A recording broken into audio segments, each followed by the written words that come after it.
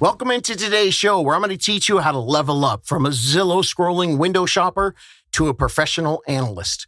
When you browse listings of homes for sale, if you know what to look for, there's mountains of information.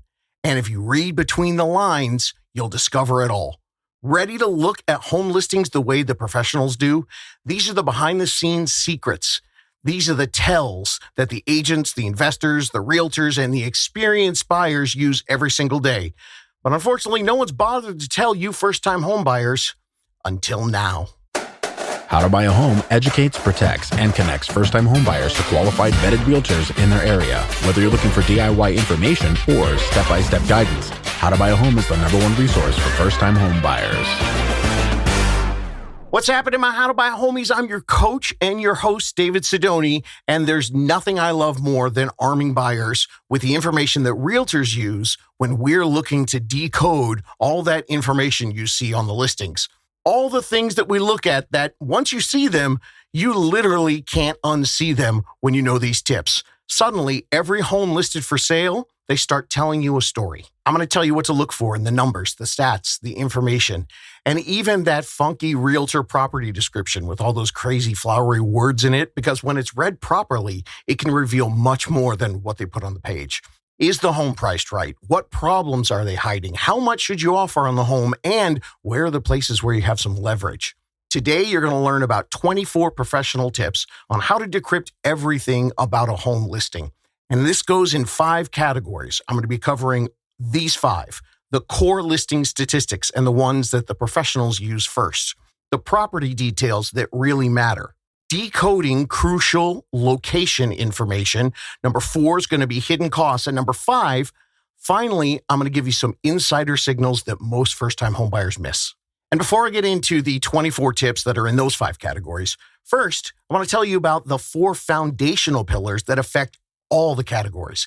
In my 20 years of coaching first-time homebuyers, when buyers are evaluating home listing information, 99% of first-time homebuyers are unaware of these foundational principles. So let's start with those. Principle number 1. This one is huge, like mega gigantic. Can't put enough emphasis on that. This is something that I want to make sure that you understand before you look at another home online. This is every single home listing. I say again, every single one. They are all of them created and input online by realtors. And a lot of realtors, well, they kind of suck and they input incorrect information. This is one of the biggest secrets in real estate, and I'm just surprised that people don't understand this. All the information that you see online, it was not created by Zillow or Redfin or Homes.com or even the realtor MLS. Humans put the information into the MLS. That's how the information gets in there. And all those big websites, Zillow and Redfin and Homes.com and all of them, they grab that information directly from the MLS. So they're just copying and pasting to their websites what that realtor input into the MLS. There is no fact checking at all. Now, they're not awful, but there is a chance that the details that you're looking at, that you're reading to get you the information so you can figure out if you want to buy this home. It might be a splashy, gorgeous looking home, but you have to remember everything was input and not fact checked by realtors. Perhaps one of the 71.1% of realtors that didn't sell one home last year. Or maybe it's one of the 87% of realtors that quit this job in less than 5 years. These are the people that input and upload all the information that you see everywhere. And I repeat, Zillow, Homes.com, Realtor.com, all of them, none of them fact check. They just copy and paste. And that, unfortunately, is even the MLS because the realtors put it in there. So for better or worse, they're the ones that are creating all the information that you're reading. All right, foundational pillar number 2, all the liability for verifying all that information, gang, it's on you, the buyer. So you best have a great real estate support team. In California, we have on our MLS listings, there's an official area for private notes, and that's just realtor to realtor. The general public doesn't even see it. And most of the time you find something in there that reads like the end of a drug company commercial. Here's one I just saw today. Here we go. Ready? MLS information deemed reliable by buyer and buyer agent to verify all data and square footage listed on the MLS. Broker agent and seller do not guarantee accuracy of permits, square footage, lot size, zoning, use code, schools, and or other information concerning the condition or features of the property obtained from public records. Buyer is advised to independently verify the accuracy of all information through the appropriate professional inspections and inquiry to the city and or HOA. Yeah, gang, that's the way it works. How do drug commercials have to put their disclaimer in every single commercial, but realtors, they just hide that, and it doesn't even get seen by the general public. It's just realtor to realtor. So this is yet another reason you really need to hire a great team. You never want just a door opener realtor who shows you the home but has no idea how to protect you. Your team, they best know how to CYA. And pillar number 3, speaking of covering your booty, there's another foundational principle of buying a home. If you don't like what's going on, you cannot go all Karen and complain to the manager if the seller or the selling agent, if they're not being cooperative. The basic contracts, they say that it's a buyer beware deal. That's the way it goes. And the seller, from the very beginning, they can operate from a take it or leave it position.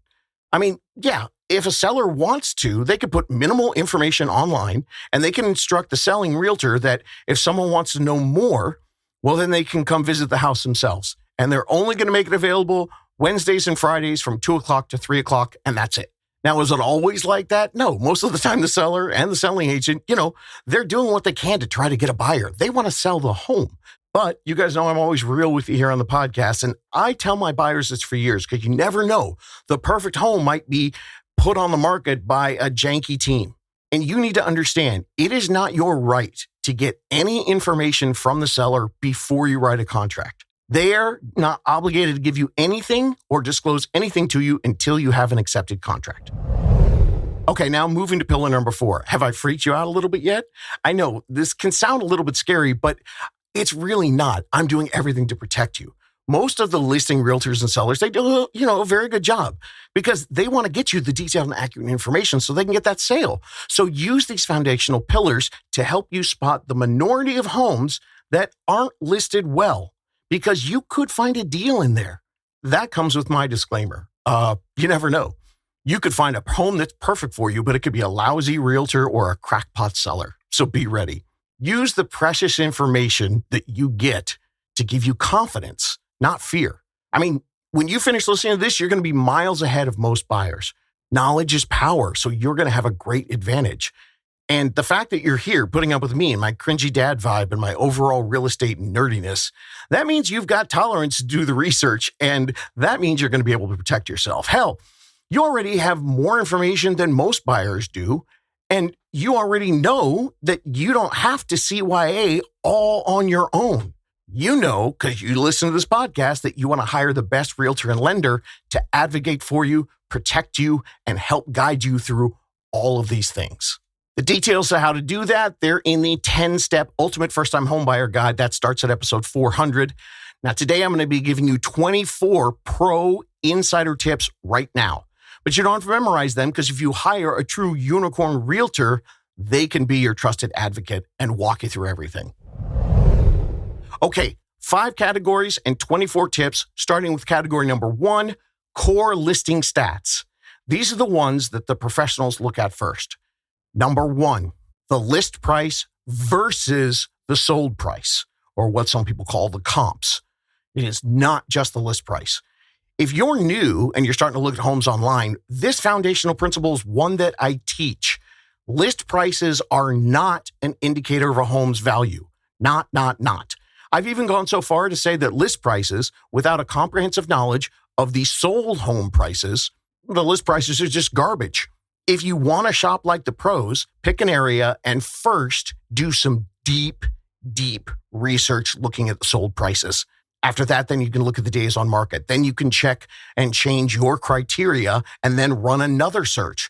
Again, all on sold prices. You need to learn how to evaluate market value based on sold prices, not looking at list prices. That's how the pros do it. And here's an insider tip on list prices. If a seller overprices and that home doesn't sell in a couple of weeks and they start doing price reductions, hey, they gave it a shot, but that tells you If they do the price reduction sooner, that's an educated seller, and that's a home to watch. If they stay overpriced for 60 days or 90 days, you're probably looking at an unrealistic seller. But here's the thing. You still want to keep those homes in your search. Don't delete them. Because if they stay on the market, 75 days, and then they suddenly drop their home to the correct value, you could score a deal with a more desperate and frustrated seller who all of a sudden just either decided they need to, or they have to buy another home and they need to sell. Never forget, many of these sellers need the sale of their home to buy another home. And if they've just been sitting there overpriced, trying to squeeze everything they can out of it and get some high dream sale price, but then suddenly they're out shopping for homes and they find their dream home, then they need to sell ASAP, and you could find a seller that's ready to make a deal. And there's one more pro tip about list prices, because I know this drives buyers crazy. In competitive markets, realtors often advise their sellers to underlist their home, knowing that they're going to get multiple offers and bid the price up. An example, like a home worth $530,000. A lot of times realtors are going to strategically list that home at $499,000. And I've seen that work where it gets bid up to $540,000. This is done for a very specific reason. The realtors know that when buyers search online, they create a price criteria. And a lot of times that stops at the increments on the 100,000s, 25 or 50. So someone might put in, let's search for homes, but only up to 500. I really don't want to spend more than that. Well, the realtor tells the seller that, and then they together make a strategy. And they think, well, if we list at 520 to try to get 530 or 540, we could be missing thousands of buyers who have capped their automated home searches at 500,000. That's why you see homes worth more than the price listed at a price lower. $499 for a home that's worth $530 or $535. They're looking to get a bidding war. So master your insider knowledge of sold prices, and you can take advantage of homes that others out there, they might pass right by. The second stat that we look at, that's days on market. I mentioned it to you. Here's how it works. In 2026, the general interpretation of days on market, there is no one size fits all rule for everybody, because we have different markets in different parts of the country. Our old friend housing inventory, that's the determining factor. This will help you decode when you're looking at the days on market number. It's also listed sometimes as DOM. Now, if you're in a place with super low inventory, sometimes 3, 4, or 5 days on the market, that can be an eternity. And in other markets, 3, 4, and 5, that's just the beginning. Homes don't sell for 45 or 60 days. So here's how you figure out what the days on the market means in your specific area. Take the last 3 months of sold homes, not the listed homes, not the pending homes, the sold homes. And then you find an average of the days on market that homes took to sell. But even if you do that, there's a catch, because that average number can be deceiving. Because what if a seller overpriced their home at first and it sat there for a month or two, and when they finally reduced the price to the actual market value, well, then the home sold in 2 days. So if you're looking at the days on market, it's going to say 62 days. But that number isn't really in line if you're trying to figure out how quickly homes sell when they're priced accurately. So if you want to get an accurate assessment of how long it should take for a home priced correctly in your market to sell, well, that takes a little expertise. That's why hiring a pro early is vital. They not only have the experience to interpret the numbers when they look at them, but most of them in the last month, they've walked through homes. They saw how many buyers were there. They saw how busy the open houses were. They talked to the individual agents, and they were putting offers on homes. That gives them all the information. And that lets them know, hey, is this home priced at $499 that hits the market on Wednesday? Is it going to sell for $525 and be gone by Saturday? And a lot of buyers who don't understand how the market's working in their area, by the time you're ready to put, this one's 2 days on the market in your spreadsheet, that home's already gone. So to decode days on market, you need to take all the recent selling activity from the region you're looking, and then you start looking at the prices combined with the days on market, and you can evaluate what that number means and what your best strategy will be on that particular home. Now, a lot of people like to look at the listing history. In California, we not only have a DOM number, we also have a CDOM number. That's a cumulative days on the market. What that tells you is that the home was listed earlier and then relisted. Now, A lot of times people get really deep into this and they try to spend all their time figuring out and interpreting. I'm telling you, just have your realtor get the listing history of the home. And if you're interested, a good selling agent is going to tell your realtor all the details of why the home was listed and relisted and what's going on. And no matter what kind of market you're in, moving super fast or moving super slow, a longer days on market number, it doesn't always mean it's a money pit. It could mean opportunity. It could mean unrealistic pricing or bad marketing or limited showing times, all of which, with the help of your realtor, you can figure out, and perhaps you can exploit that to your advantage if that home's a good fit for you. Because most people look at that and think, there's something wrong with it, and they move on. There's a reason days on market is number 2 out of this list. What you want to do is you want to master number 1, sold prices, and then master days on market. You do that like a pro, and you'll be able to take advantage of what are hidden messages in the listing information that a lot of other buyers are going to zoom right by. Number 3 in our first category is price changes or price reductions. There's a reason this one's number 3. You have to know the sold market value of the homes and the average days on market and how that works. And then you can make an interpretation of the motivation behind a price reduction. In low inventory markets, knowing this number can be a huge advantage. You combine that with the speed of you and your team reacting to a price reduction for a home that many buyers are ignoring because it was originally overpriced, and you might be able to swoop in and grab that one. And as always, with price corrections and changes, remember this, gang, sellers be crazy. So I always advise you to never assume that a price reduction means that 100% this is some kind of logical move the seller's doing because they want to sell the home quickly. Because most of the time it's what it is, but sellers be crazy, so prepare yourself for anything. Number 4 of the top information that the pros look at. Obviously, we always want to check the status of the home. Most of the time it's active or pending or contingent or back on market. But the status, it's called something different everywhere. So don't be confused by it. You just kind of figure out how it works in your area or on different websites. And unfortunately, even in the official MLS in different states, it's different. But here's your general guidelines. Active means that a home is on the market and available. But be prepared. A lot of agents will keep a home active even if they've got 15 offers on it. And until they get a signed offer, they don't move it to active. And also understand, sometimes they might get a signed offer at 10 o'clock in the morning and the realtor gets busy and they won't move it to pending or contingent or under contract until later on in the day. So always make sure that your real estate team is checking if a home is really active.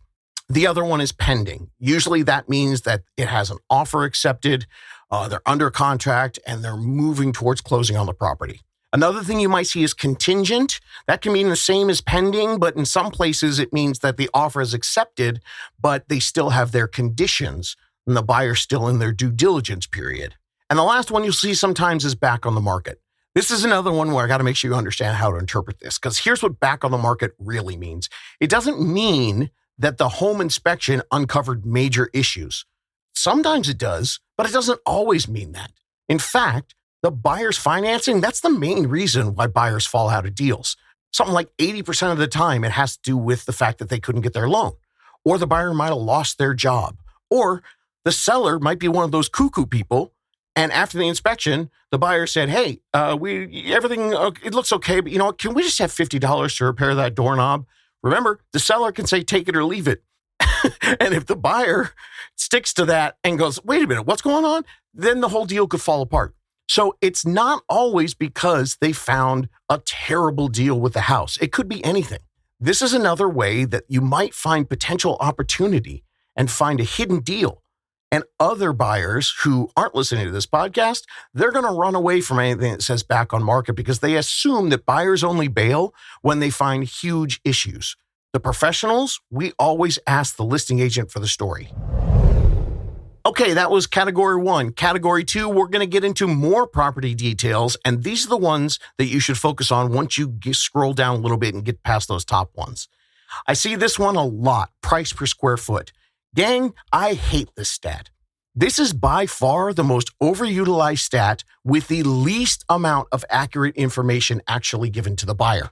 I've seen so many buyers delete a home that's perfect for them because they've got price per square foot in their spreadsheets.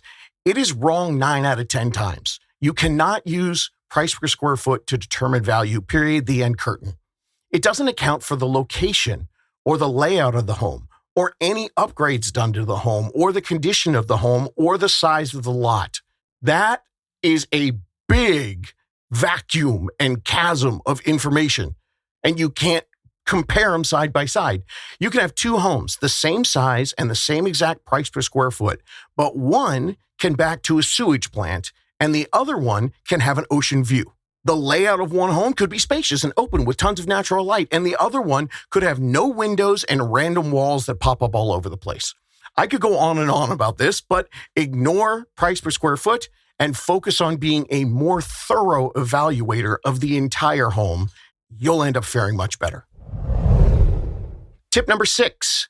This is a trick that I've been giving first-time homebuyers for decades to help them find homes that they may have listed using a traditional search criteria when they're setting up their home search. Here's my tip. Cast a wide net. Here's how it's going to work. You're going to hire your realtor and your lender, and after they do a comprehensive evaluation of all your financial and your personal goals, you got your home purchase, you got your numbers for your goals, and you come up with a price point. Then you build a custom search based on what you want: beds, baths, lot size, square footage, all that. Here's my advice. Lower your minimum criteria for your search. Your bedrooms, your bathrooms, your square footage, your lot size, even the age of the home, all of it. Because the search that you set up, it's automatic. It's like dropping your net in the ocean if you're a fisherman. And if your holes are too big, you might miss the perfect fish. If you set your minimums at 3 bedrooms, I understand you need 3 bedrooms. I get it. But what happens if you set it there, you might miss a giant 2-bedroom home with a bonus room that can easily be converted to a 3rd bedroom, or a 2-bedroom with a loft that could actually work out for you. Now, when you're doing that, it's a little funkier with bathrooms, but sometimes maybe you don't need 3 bathrooms. Maybe you just need 2.5 or 2.5, where you could potentially add on a little bit later. This is a big purchase. Casting this wide net is so important because the day that your realtor sets you up on that first search, here's the best strategy. Yeah, you're going to be looking at a whole bunch of homes, and that first day, your first search might come with hundreds of homes.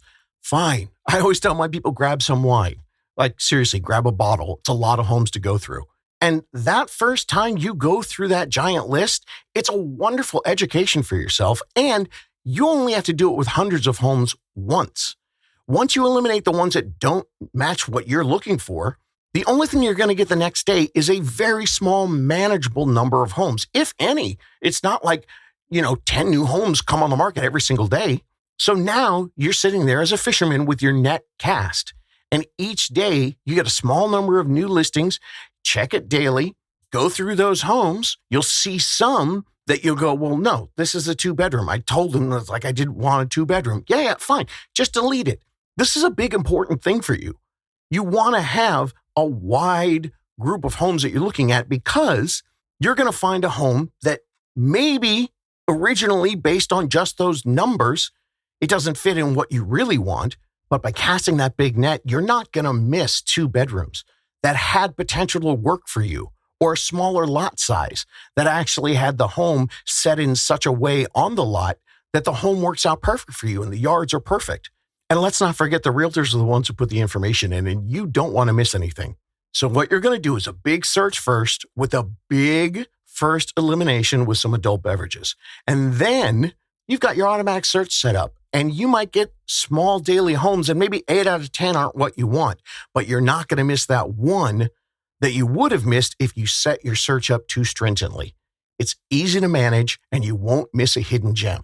And the other cool thing is, you learn a lot when you look at homes like this. You can spot when a 3-bedroom home maybe could be converted into a 4-bedroom, and you can upgrade and get a 4-bedroom for a 3-bedroom price because you've already been looking at homes that way. Tip number 7 of how to look at homes like a pro. We're going to do the square feet of both the home and the lot. 2 things on this tip. Number 1, layout. I have seen thousands of homes, and I've seen 1,500 square foot homes that feel like they're 2,000 square feet. And I've seen other ones that are 1,500 square feet and they feel like they're 1,000 square feet. And that's all because of the layout, the walls, the ceilings, the windows, the hallways, the light, the yard access, the views, and sometimes it's even the positioning of the house with other neighboring homes. Number 2 on lot size, be sure you understand what is usable land and what is unusable. Don't rely on just the number. One way that you can do this is you can start with overhead aerial online searching. So tip 7 is to help you with your interpretation of the square footage. Tip 8 is to understand the real legal ramifications of square footage. You have to know what's included in square footage and what isn't, depending on where you are and what your state or your county or your city, how they count things. Some things are not counted in square footage, like garages or basements or covered patios or additions. That includes additions that are permitted or not. It can be different everywhere, so make sure you know. When you know exactly what's included, that information is crucial because you can use that to your advantage for your home price negotiation. And also, it's a very important factor for your appraisal. They're going to give you an exact square footage, and that's going to determine what the appraiser says your home is worth. And remember, the layout of that home, that can change the feel of a smaller square foot home. So talk to your real estate team to make sure you got that all figured out. And I can't say it enough. Layout, layout, layout. I cannot explain to you how many times I've seen small square footage that felt huge or a giant square footage that felt super small based on the layout. Okay, tip number 9, beds and baths. For bedrooms, make sure you know exactly what you're going to use each room for today and what you're going to use it for in the future. This can really change the flexibility when you're looking at what you're going to need to buy and what you actually need for your home.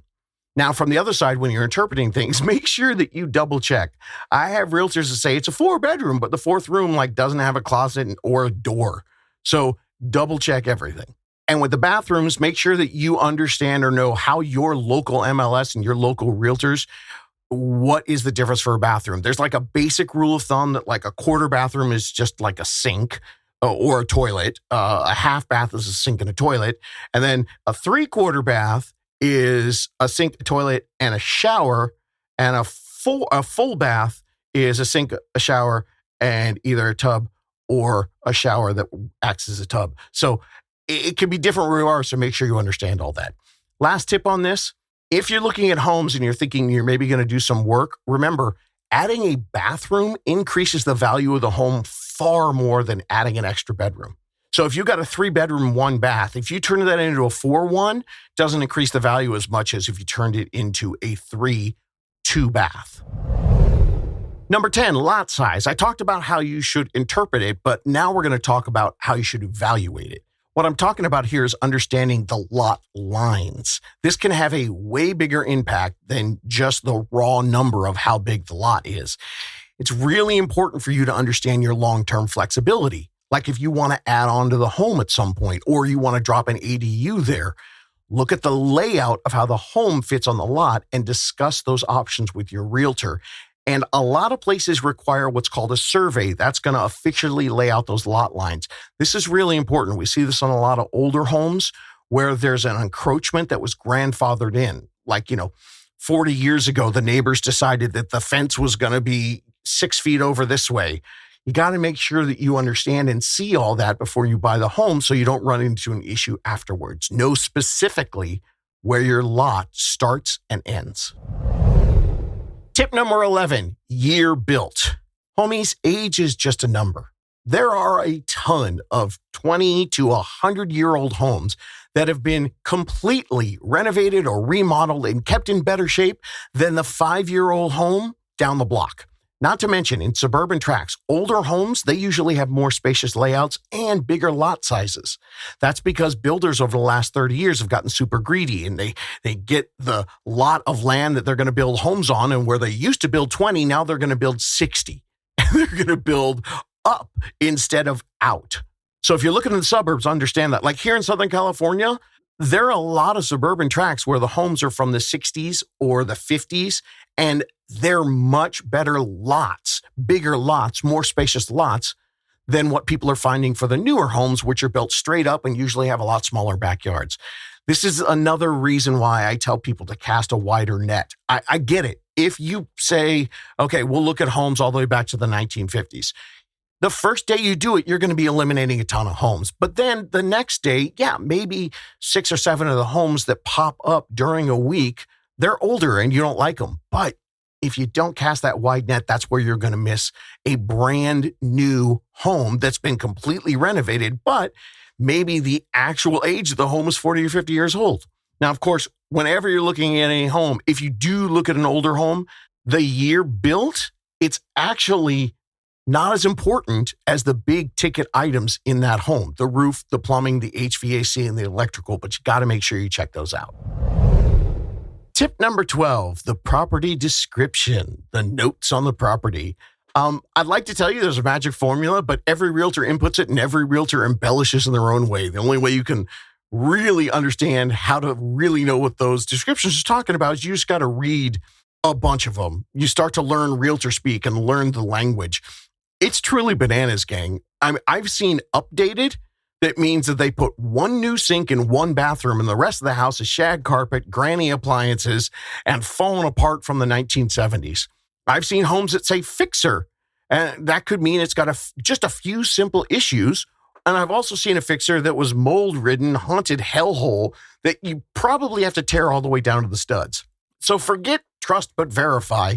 Just verify whatever they write in their description. Because the legal boundaries of what and how a realtor can describe a home, I think it's described as loosey-goosey. Okay, category number 3, the location signals. These are huge for first-time home buyers. So this category starts with tip number 13, add location to your value formula. A home's value is a combination of everything we've talked about plus the location, and that could be a big one. And that means not just the overall location, like the neighborhood and the community. We're also talking about the actual location in the neighborhood. Like if you're on a corner lot or a view home or squished between homes, or I've seen homes on a random pie-shaped lot that's like this big sweeping corner location, and they've got 2 times the backyard of everybody in the whole neighborhood. Get used to using Google Streets and the satellite view to look down from the top. That's where you're going to get the local information without having to drive over and look at every single home. That's the sleuthing you do online. The details for that, they're in the 10 steps. It's episode 408. Man, I probably should have mentioned that earlier. Episode 408 has a whole bunch of tactics to help you search online so you can get all these details and search like a pro. But don't just stop online. I always tell people you got to drive the areas. And this is a tip. Drive just below and just above your price range. Since you're casting that wide net, you might end up getting a listing that hits your search. And if you know that home's in a really great location and maybe it just needs a little work or maybe it's in a really good neighborhood, but it's not the greatest location, but you're willing to pay for it to get in that neighborhood, that could mean extra value for you and your family because you understand what the location means. Number 14, the school ratings. I talk about this all the time. Even if you're not planning on having kids, you should know all about how the school rating affects the individual buyer demand for your area and the resale. I actually know some people who weren't ever planning on having kids, and they find a good neighborhood, but maybe it's in a not so great school district, and they end up getting a better home, more value, because there aren't as many buyers, but they can still find a great home that works for them and the neighborhood works. And again, when it comes to this information, never trust anything on the MLS or information that you see online. You have to verify for yourself. This is a big one. Agents put in wrong school districts all the time. So take the address, go to the district websites and punch it in there. That's where you can verify exactly what schools are for that address. Tip number 15, community vibes. Episode 408 has great tips on how to discover what a community is like. You can do a lot of it online, but I definitely recommend you go and check it out driving through it. Drive by on weekend days. That's a great way to see if it's got family vibes. And no matter what you're doing, always drive by on a Friday or Saturday night. If you're into partying, you want to know who your neighbors are going to be and who you can hang out with. And if you're not, you want to know that too. And when you get back online, check out the city websites too. My biggest recommendation is look at the community calendars. If they're jam-packed and the community does all kinds of stuff, then you know that's the way that neighborhood rolls. And tip number 16, you're going to be looking at the trends in the community. So go back and look at solds over the years. Is this a community that doesn't have a lot of turnover, doesn't sell a lot of homes? And then when you look in the last 3 months or so, are the homes selling fast or slow? What's been happening with the recent prices? Most neighborhoods follow a traditional seasonal trend, usually around the school year, but some neighborhoods have a whole different selling time, and that's the kind of stuff you want to find out. All right, category number 4, the financial part of what you're looking at and how to figure out the hidden costs. Number 17, HOA fees. Now, first of all, do me a favor, please don't freak out about HOAs. They get a really bad rap because right now, 53% of homeowners, they have an HOA in their home. So if you hate them, you might need to start looking at them as a necessary evil.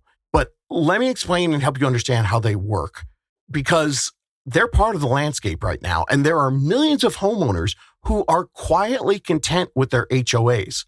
It's just that the minority that really don't like them, they love to bitch online about it. I'm telling you, there are far more people happy with it than what you read online.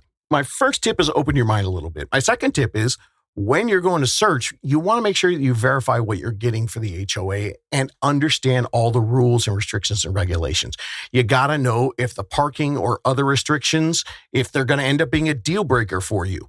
Just like you got to know also that maybe this HOA has a bunch of extras and bonuses that you can't get elsewhere. So you can factor that into your equation to figure out if that home should be on your list. And then finally, this one is one that people miss all the time. When you're calculating your monthly payment, remember this about an HOA. Without an HOA, you've got to pay at least $100, usually $150 or $200 a month for your homeowner's insurance.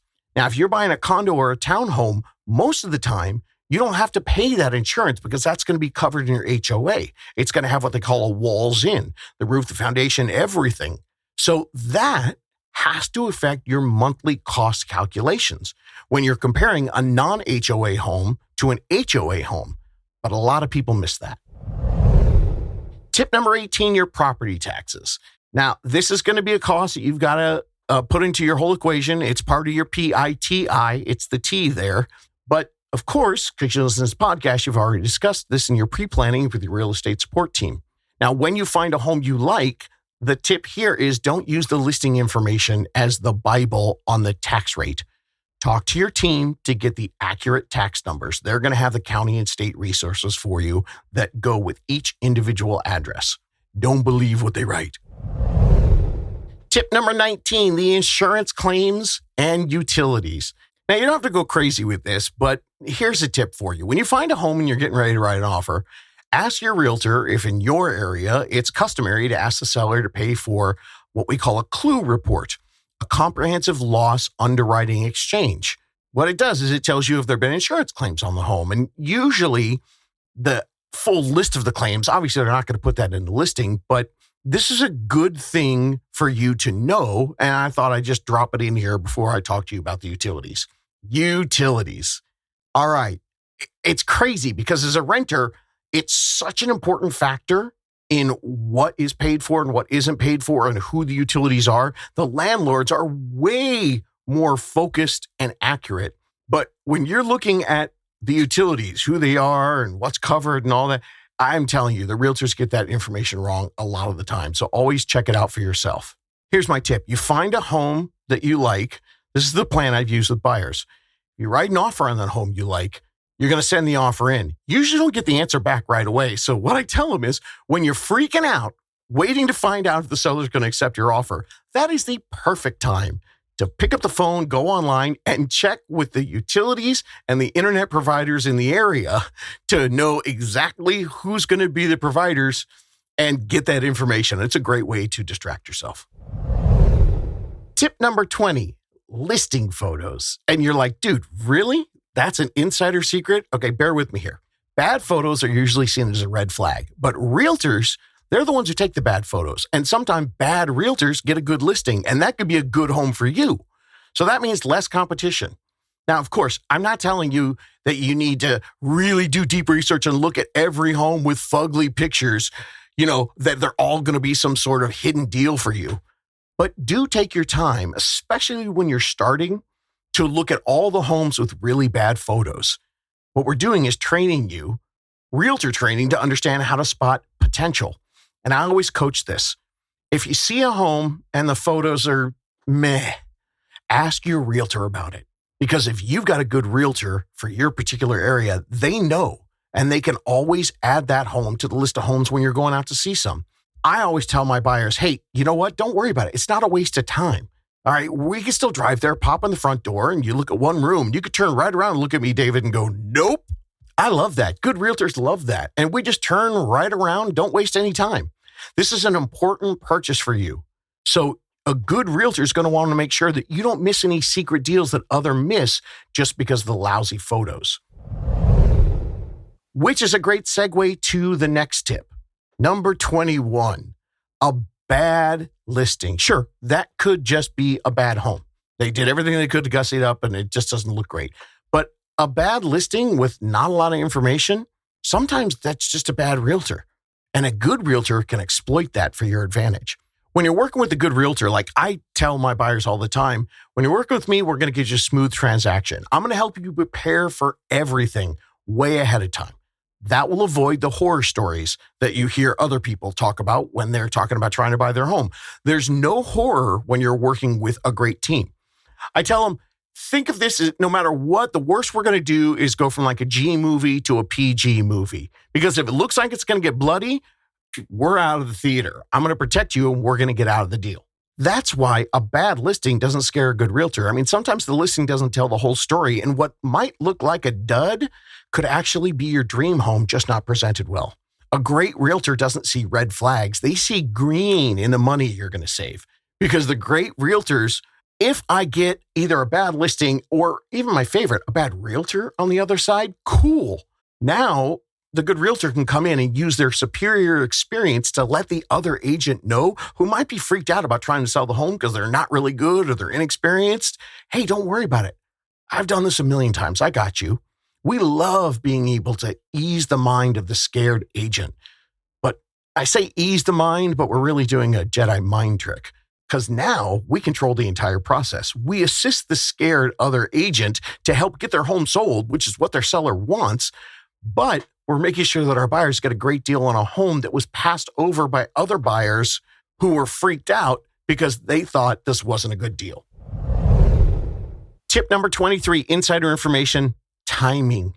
And this is the timing of the seller. Real estate's about two things, time and money. When you're a buyer, the more flexible you can be on both, the better chance that the seller is going to accept your offer. Sometimes the listing will say, contingent on the seller finding a replacement property. That is a big signal for you. Sirens going off. That means your realtor needs to chat with the listing agent and find out what the optimum timing the seller needs. And hopefully in your pre-planning, you've set it up so that you can give them all the time they need and you can accommodate because that's how you get a better deal. And the last one, number 24, it's solar and green items on the listing. When it comes to green items, guess what I'm going to say? Verify, verify, verify. Especially if you're unfamiliar with how they work. Make sure that you've got it all figured out during the home inspection.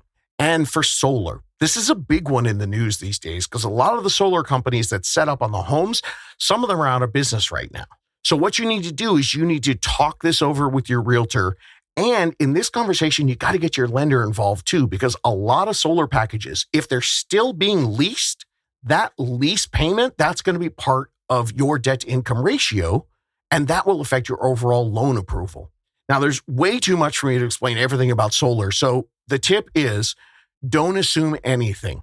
Verify all the solar options with your complete team and do it really early in the transaction.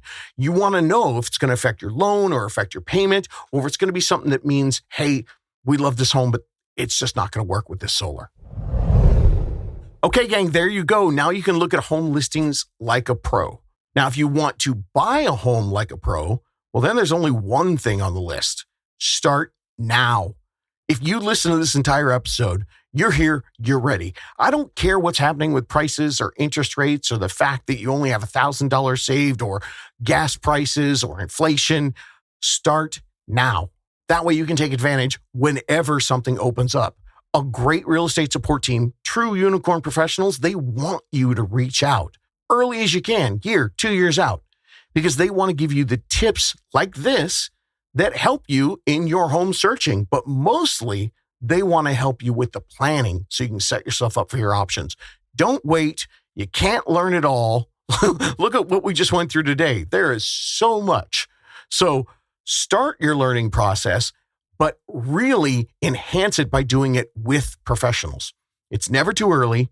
And if you want to go to howtobuyahome.com right now, you can get your unicorn planning team today. It's time for you to start. With the right team, you can build your plan, get your action steps, and then create your own best timeline for you. You can do this.